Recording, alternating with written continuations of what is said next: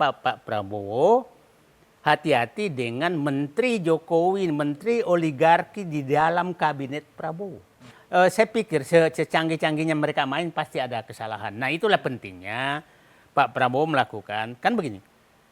Kalau ada kesalahan, kalau negara digugat, maka pilihan kan negara membayar pengusaha atau menangkap pejabat yang melakukan kesalahan.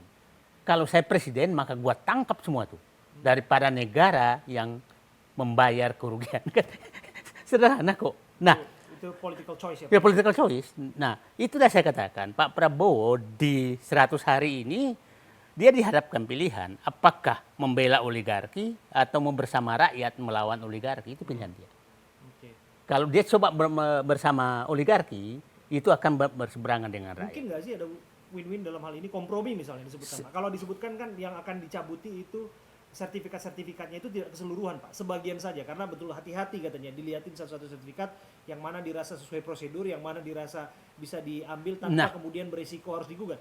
Saya pikir itu kan narasi yang muncul dari yang selalu muncul dari Menteri KKP kan. Termasuk juga dari pihak ATR BPN Pak, Nah, juga menyarankan. Kita harus ingat bahwa ini dia takut kesalahannya terbongkar, maka dia mencari win-win. Karena ini kesalahan mereka. Nah, itu hati-hati Pak Prabowo mendengarkan bawahan itu, karena bawahan ini ingin menyelamatkan. Karena saya yakin oligarki juga ngancam. Lu buka, gua buka yang selama ini lu terima dari gua. Kan kira-kira begitu.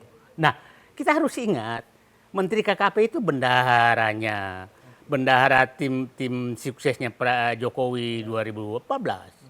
Dan kita tahu itu oligarki di bawah koordinasi dia. Jadi ini saling tahu gitu loh. Jadi Pak Prabowo sekarang saya terbuka menyatakan, Pak Prabowo hati-hati dengan Menteri Jokowi, Menteri oligarki di dalam kabinet Prabowo.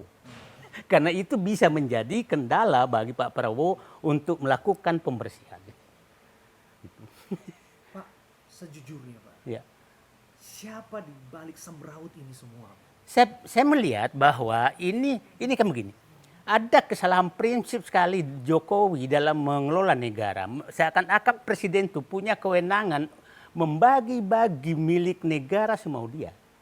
Ingat pidatonya, akan menyatakan, siapa yang butuh lahan 10.000 hektar, siapa yang butuh lahan 50.000 hektar, datang ke saya kasih. Itu kan kesalahan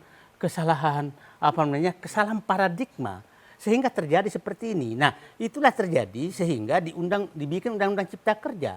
Nah, coba lihat IKN.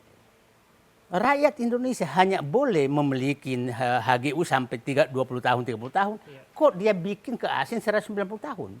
Jadi memang kesalahan paradigma. Ini di Jokowi, di Presiden Jokowi yang kesalahan paradigma mengelola negara semakin kacau. Ada satu juga yang menarik Pak. Setelah ini semua terjadi, disebutkan akan ada evaluasi dari proyek strategis nasional. Oke. Bahkan dalam doorstop terakhir depan awak media, Pak Erlangga Hartarto, Menko Perekonomian menyebutkan bahwa PIK 2 itu bukan PSN. Betul.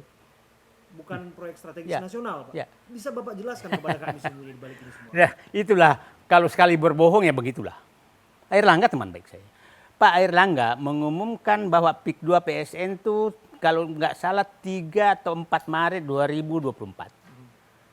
Dan setelah menghadap Pak Jokowi, dia akan menyatakan setelah kami menghadap Presiden maka akan muncul PSN yang disebutkan itu PSN PIK 2, BSD dan beberapa lagi. Tapi yang paling kan BSD yang PIK 2. Terus tanpa penjelasan apa-apa, baru keluar keputusan Menko Perekonomian bulan April tanpa peta. Kita nggak tahu yang mana batasnya. Baru bulan Juni baru ada peta. Tapi apa yang terjadi di lapangan?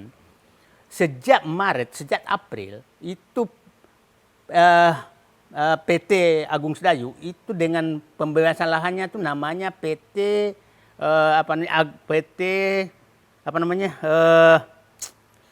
ada PT-nya. Nah, itu merubah semua nama PIK dulu. PIK itu mulai PIK 1, PIK 2 sampai dulu PIK 2 itu hanya Kosambi. Teluk Naga PIK 2, PIK 3 sampai Kronjo PIK 9, Tanara PIK 11. Setelah keluar bahwa PIK 2, bahwa PSN PIK 2, maka seluruh diganti nama PIK 2. Sehingga pembebasan lahan sangat masif dilakukan dengan alasan PSN.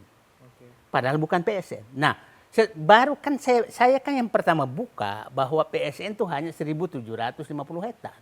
Akhirnya Menteri ATR BPN menyatakan betul 1.750 hektar. Dan itu hanya hutan lindung, hutan mangrove. Nah, betul bahwa PIK 2 bukan PSN. Jadi Pak Airlangga, udahlah, Bapak kan yang membuka, di SK-nya juga namanya PIK 2. Jadi, nah itulah kalau karena jadi kalau menyatakan itu bukan PIK 2, PIK 2 memang bukan PSN, itu terlambat.